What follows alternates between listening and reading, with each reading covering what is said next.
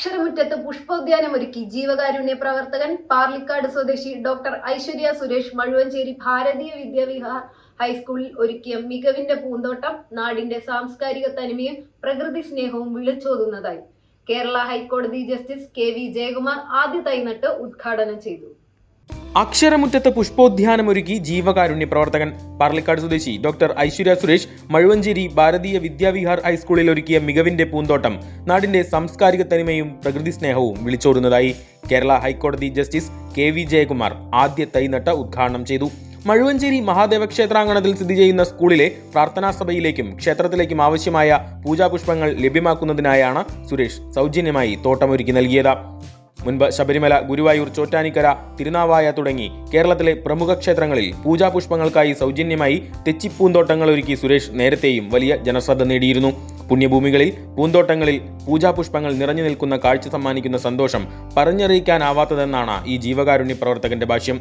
സഹോദരിപുത്രൻ പ്രദീപ് കണ്ണനോടൊപ്പമാണ് പ്രവർത്തനങ്ങൾ നടത്തിവരുന്നത്. മഴുവഞ്ചേരിയിലെ ഉദ്ഘാടന ചടങ്ങിൽ സ്കൂൾ മാനേജർ N ഹരീന്ദ്രൻ അധ്യക്ഷത വഹിച്ചു.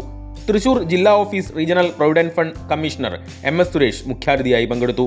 വിശിഷ്ടാതിഥികൾക്ക് വിദ്യാലയത്തിന്റെ സ്ഥാപകനായ retired scientist doctor N Gopalakrishnan രചിച്ച പുസ്തകങ്ങളും സമർപ്പിച്ചു. ഉദ്യാനമൊരുക്കുന്നതിന് നേതൃത്വം നൽകിയ ഡോക്ടർ ഐശ്വര്യ സുരേഷിനെയും സഹോദരിപുത്രൻ പ്രദീപ് കണ്ണനെയും ചടങ്ങിൽ വെച്ച ജസ്റ്റിസ് KV ജയകുമാർ ആദരിച്ചു. സ്കൂൾ പ്രധാനാധ്യാപിക MS സുജ, മഴുവഞ്ചേരി മഹാദേവ ക്ഷേത്ര പ്രസിഡന്റ് ബാബുരാജ് കച്ചേരി, വിദ്യാലയ സമിതി president doctor Surendranath Kaimal, secretary Rakesh Menon, trustee Haridas Kattani തുടങ്ങിയവർ പ്രസംഗിച്ചു. ഇങ്ങനത്തെ ഒരു പരിപാടിയിൽ സംബന്ധിക്കാൻ സാധിച്ചതിൽ എനിക്ക് ഇവിടേക്ക് വരുമ്പോൾ എനിക്ക് കൃത്യമായിട്ടൊരു ഐഡിയ ഇല്ല. ഇത് സുരേഷ് വിളിച്ചു, ഇദ്ദേഹം വിളിച്ചു. അപ്പൊ എനിക്ക് എന്താണ് ഇവിടെ നടക്കുന്നത് കൃത്യമായ ഐഡിയ ഇല്ല, ശ്രദ്ധിക്കാൻ സമയവും ഇല്ലാത്തതുകൊണ്ട് ചോദിച്ചതും ഇല്ല കൂടുതൽ.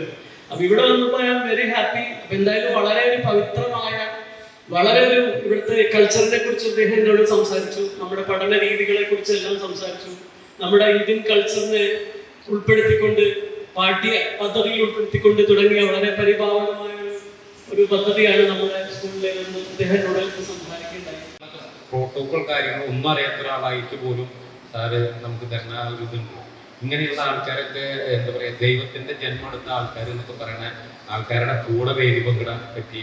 അതുപോലെ ഞാൻ ഇപ്പോൾ കുറച്ചു നേരത്തെ ബാബുട്ടൻ മുന്നേ സംസാരിച്ചു, നമ്മൾ ദൈവത്തിനെ ആരും കണ്ടവരാരും ഇല്ല, ഒക്കെ ഒരു സങ്കല്പമാണ്.